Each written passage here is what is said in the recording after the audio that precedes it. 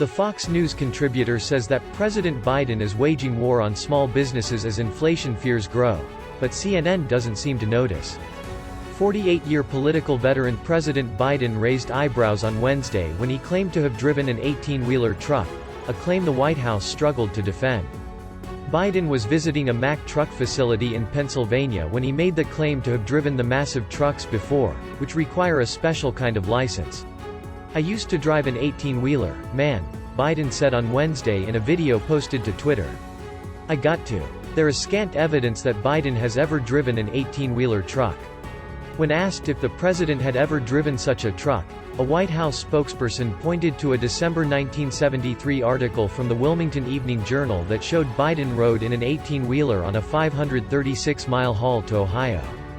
Fox News pressed the spokesperson about the president's claim, noting that riding in a truck is not the same as driving one, at which point the president's spokesperson pointed to a United Federation of Teachers post that touched on Biden driving a school bus in the past as a summer job.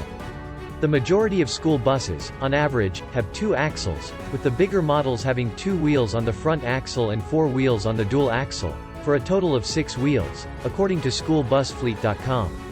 Fox News pressed again about the president's claim, pointing out that a school bus is not the same as an 18-wheeler truck, but did not receive a response by publishing time.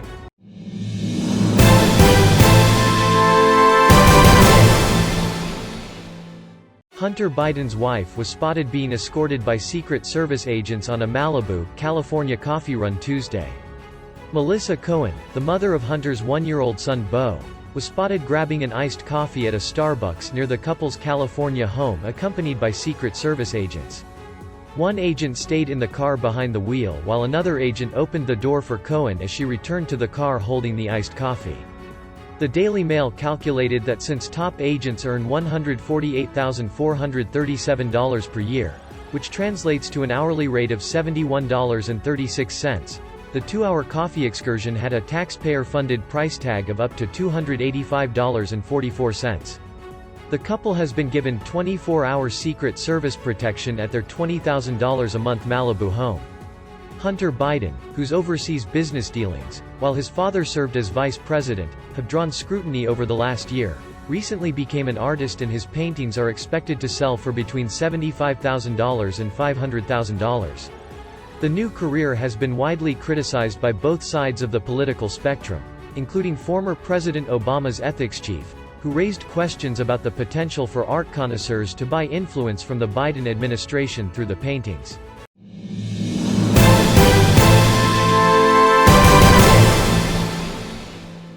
President Biden mixed up former President Obama and former President Trump during a speech Wednesday in what he referred to as a Freudian slip.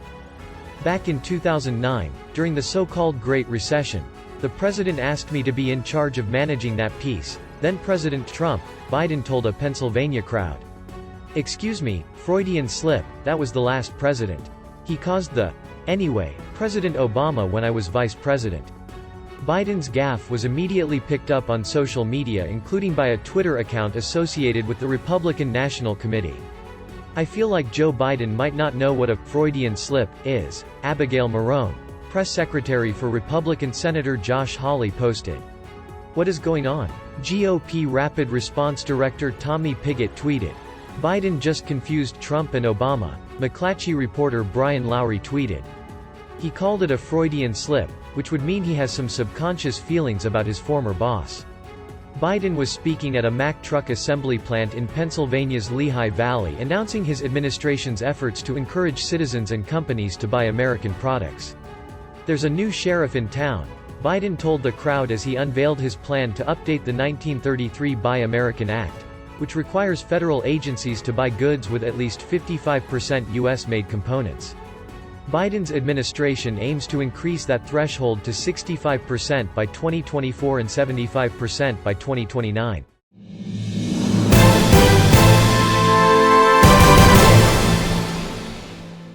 U.S. Representative Sheila Jackson Lee, a Texas Democrat who has served in Congress since 1995, was taken into custody Thursday during a voting rights protest in Washington, D.C. The 71-year-old Congresswoman, a native of New York City who served as a city council member in Houston before being elected to her U.S. House seat, posted a photo on Twitter that showed her with zip ties around her wrists and being escorted by a police officer following her arrest. "I will never stop fighting for voting rights," Lee wrote in the post. "The time is now to move the voting rights bills in the U.S. Senate forward. Enough is enough." Lee included the hashtag Good Trouble, a reference to a term for political activism that was favored by the late U.S. Representative John Lewis, D.G.A., for whom a voting rights proposal is named. Democrats have been opposing election-related laws being passed or considered in states around the country, arguing that Republican-backed changes have been thinly veiled attempts to discourage minorities from voting. Republicans have countered that their proposals have been aimed at ensuring the integrity of elections by creating obstacles against voter fraud. After Lee was released, she posted a video in which she spoke about her arrest and urged the passage of the voting rights bills in Congress. The specific charges she faced, and the conditions of her release, were not immediately clear. Lee became at least the third House Democrat to be arrested in recent weeks during a voting rights protest.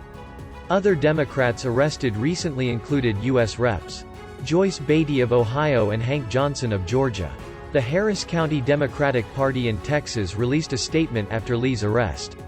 "Once again we see a black woman at the forefront of defending our civil rights and leading the fight to save our fragile democracy," Otis Evibagharu, chair of the Harris County Democratic Party, said in the release. Congresswoman Lee understands we are at a pivotal moment in the history of our nation, where our sacred right to vote is under grave threat. She recognizes that we all must take action to protect this right.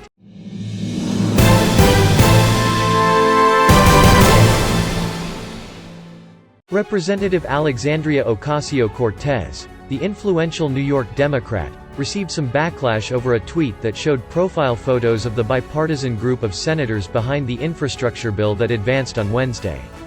Both Democrats and Republicans praised the bill's momentum. President Biden himself called the day historic.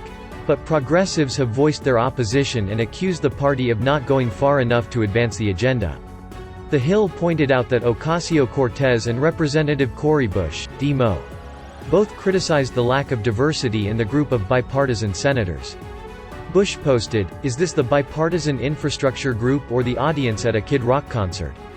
Ocasio-Cortez posted a still frame from an MSNBC report that showed the group of senators and wrote, "A lot of times, bipartisan agreements are just as defined by who people in power agree to exclude than include."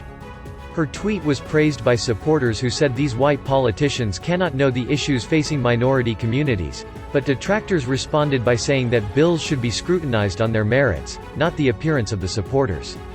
This from AOC, by the way, is not an argument, Mark Hemingway, a senior writer at Real Clear Investigations, posted. It is pure ad hominem that says nothing about the bill or its merits. A healthy culture would repudiate her for judging legislation solely by the skin color of the people supporting it. Some asked her who was excluded. The Congresswoman's office did not immediately respond to an after-hours email from Fox News. Ocasio-Cortez, like other progressives, has been critical of the plan that she said does not go far enough to address climate change. Earlier this month, she said progressives will tank the bipartisan infrastructure bill if Democrats don't also pass a spending package that includes provisions on climate change, jobs and other liberal priorities. The Senate voted Wednesday night to begin work on a nearly $1 trillion national infrastructure plan, acting with sudden speed after weeks of fits and starts once the White House and a bipartisan group of senators agreed on major provisions of the package that's key to Biden's agenda. After weeks of stop-and-go negotiations, the rare bipartisan showing on a 67-32 vote to start formal Senate consideration showed the high interest among senators in the infrastructure package. But it was unclear if enough Republicans will eventually join Democrats to support the final passage. Dinesh D'Souza, the conservative filmmaker, told Fox News' The Ingram Angle on Wednesday that Democrats will likely convert a small victory into a bigger victory. It will give them the kind of momentum they say, "Okay, well, we got the first thing done. Now we need to get to second base and the third base and finally to the home run," he said.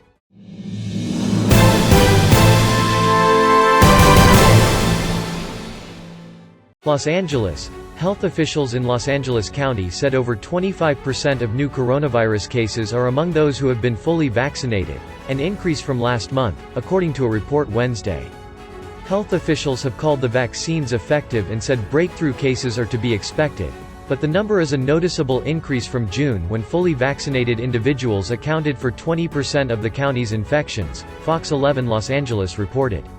As more people are vaccinated, the number of fully vaccinated people becoming infected will increase, and with the Delta variant that's far more infectious, exposures to infections have also increased, Barbara Ferrer, the public health director from the county, said, according to the station.